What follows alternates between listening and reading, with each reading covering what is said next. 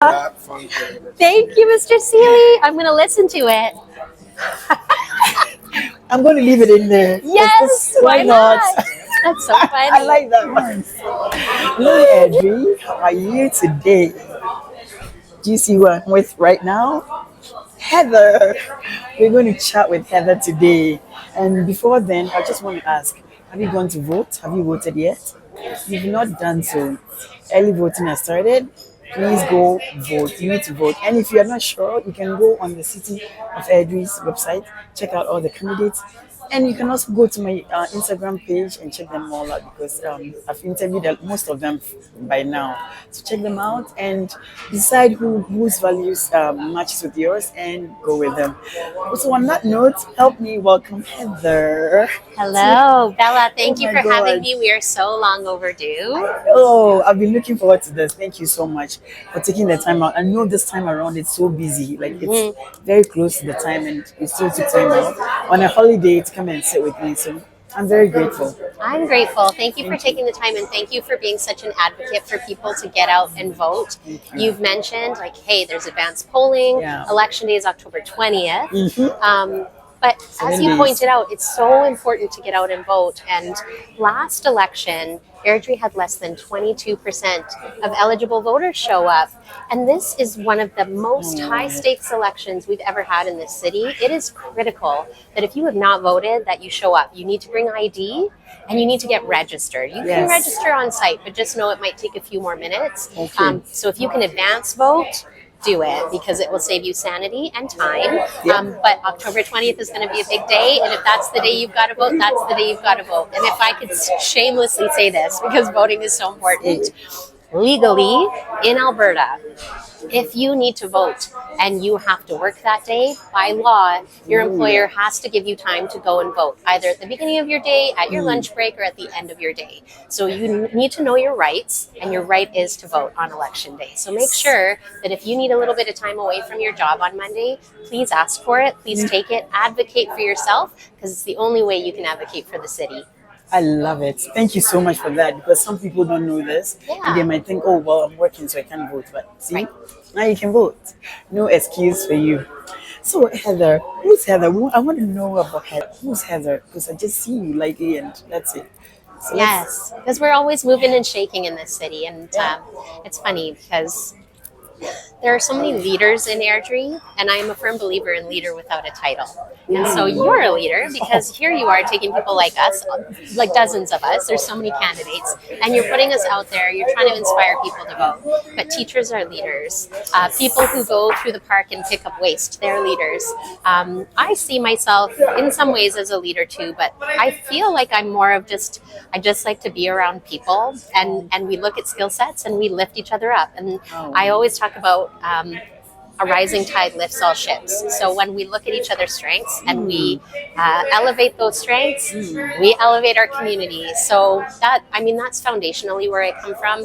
But I'm born and raised in Alberta. I am born and raised in Lethbridge, which is about 2.5 hours south of Airdrie. And when I was growing up, Airdrie was about 55,000 people. Lethbridge was 55,000 people. And when we moved to Airdrie in 2007 to start our family, Airdrie was around 55,000 people. So I moved to the city that felt like home to me. oh, wow. Yeah. So now we've raised, we're raising 3 boys here.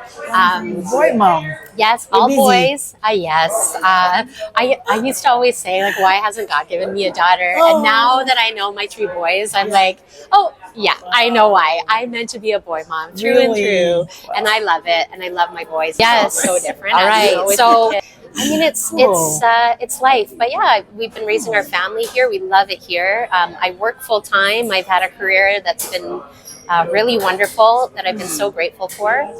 I'm an advocate for disabilities and an advocate for invisible illness. And I'm a big advocate for arts and culture as well.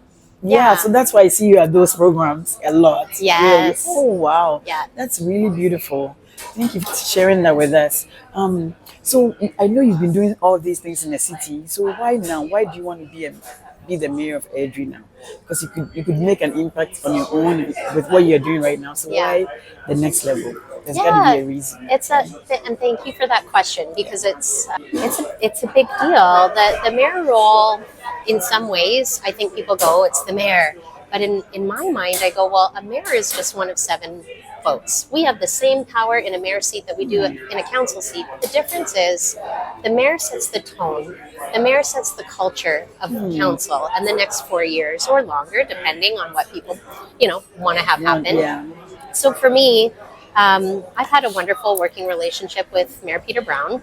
My dad was a mayor for 8 years as I was growing up as well. Wow. So I've always had a connection to local politics particularly. And I love local politics because it is where we affect the most change. And I used to say that when I was running for council. I was like, here's what local government is responsible for. And you have to care because your garbage might not get picked up or your toilets might not get flushed. And those are the things that affect your day-to-day function.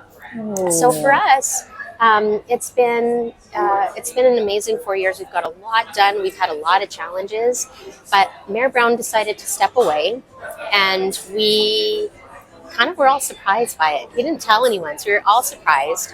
But I felt in that moment, my team and I had been building a mayor's campaign for my next run anyway. But we said to ourselves, well, we can run a mayor's campaign as a councillor and just make sure we are really delivering 110% as a council person, which has been my 4 years. Or we deliver a mayor's campaign for mayor. And when Mayor Brown announced he wasn't running, 15 minutes later, I was on the phone to the media saying, meet me at City Hall at 12:15. I'm announcing something. And they showed up, and the rest is history. I see. Wow.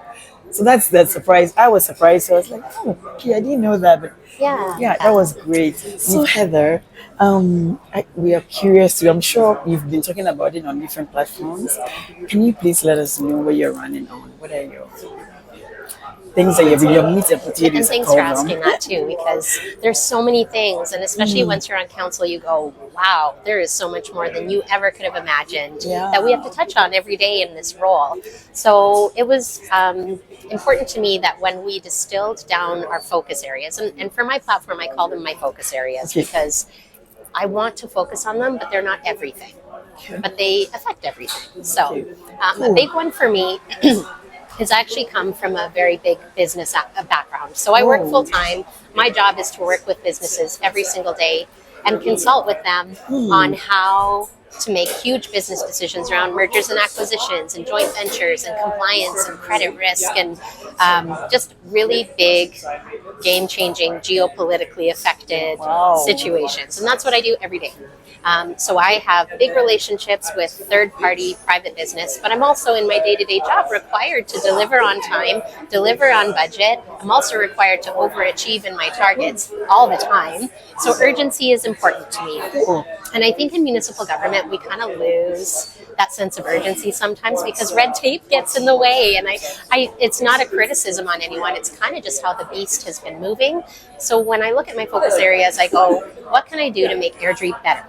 And so knowing what I know about business, I go, okay, well, we have a problem with our tax base. Our tax base is 87% residentially sourced. So every time we take in taxes, 87% of it comes from homeowners, and taxes are going up, and it's getting more expensive.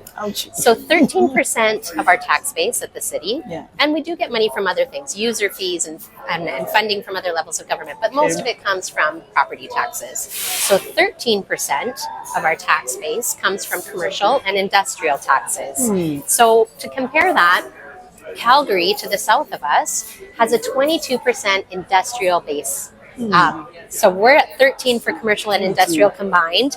Calgary's at 22 for industrial alone. And then if you look at Rocky View County, their split is 35-65. So we're really off kilter. And if we continue to build the way that we're building, we are going to have high taxes on homeowners, or we have to slow down all of our building, which is our rec center, which is the Northeast Regional Park, all of these things that we desperately need. You need them so bad. So a huge part of my platform is how are we going to manage growth? We've had so many people say, just stop building houses. Well, if we do that, we're going to have a huge increase in the cost of housing, huge increase in the taxes, and we need something different. So I bring my business mind to the table and I say, no, let's keep building the housing, but let's build the infrastructure, the schools, the amenities, the roads that go along with it, and subsidize it through business and industrial growth.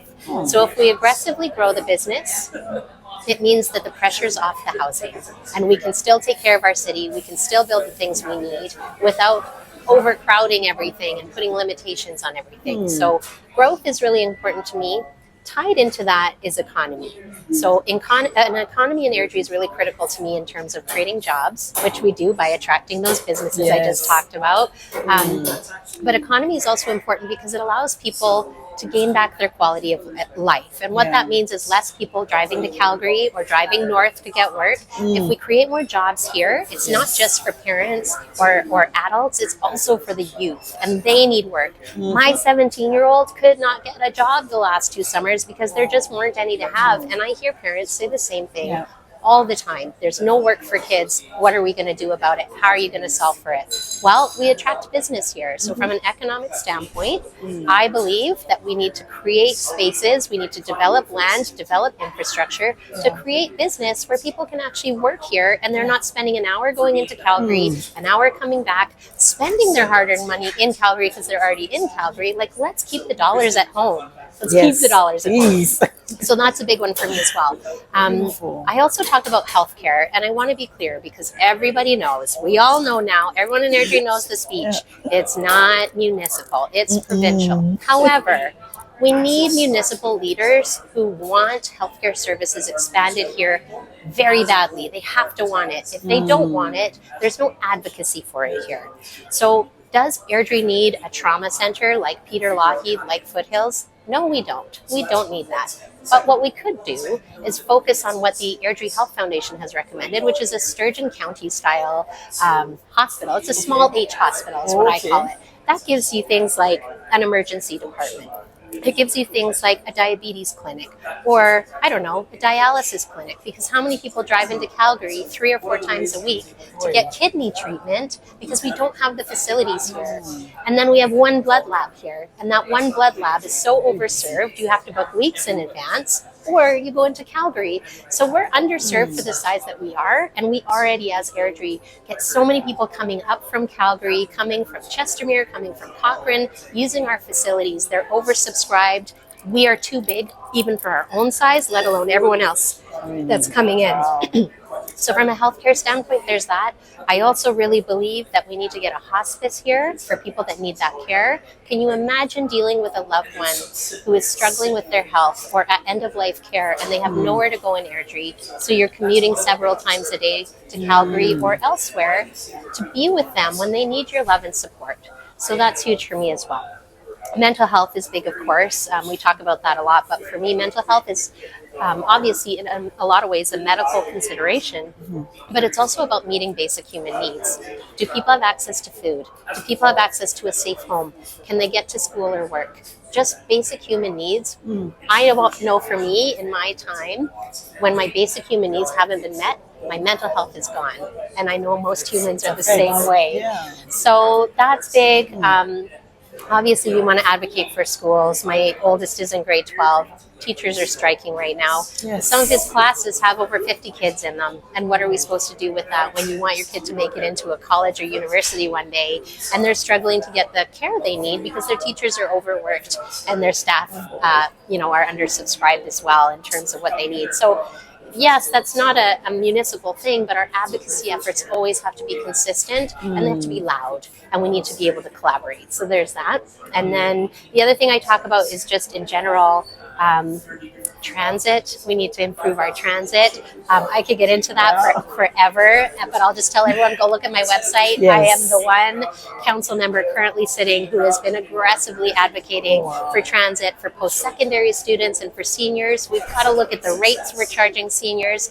Why don't we have bus stops that are right outside the seniors' facilities? Why does it take an hour to take the bus to Walmart when we live in a city that should take 10 minutes to get across? Imagine that. Common sense Yes. things. But we just need to make our city more accessible, not just physically for people that have maybe some physical barriers, but we need to make our city accessible from an affordability standpoint and just making it easier to ride the bus or easier to use our facilities. So, I can sit here and talk politically and say these are all my focus areas, but my grand vision for Airdrie is how do we make life easier for everybody? Let's just make life a little bit easier. There's enough hard stuff going on.